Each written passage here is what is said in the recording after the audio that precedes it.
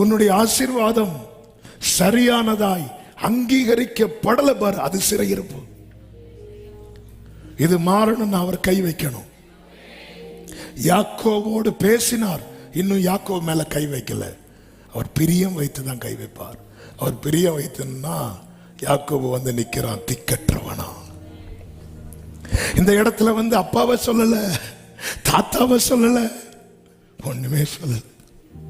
நான் யாக்கோபு, நான் யாக்கோபு.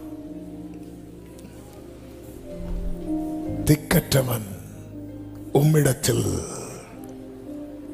இரக்கம் பெறுவான். எத்தனையோ அடையாளத்தில் வந்தது போதும். இன்னைக்கு fatherless பீப்புளுக்கு அவர் தான் ஃபாதர், ஹெல்ப்லெஸ் பீப்புளுக்கு அவர் தான் ஹெல்ப்பர். நீ எது இல்லைன்னு பார்த்து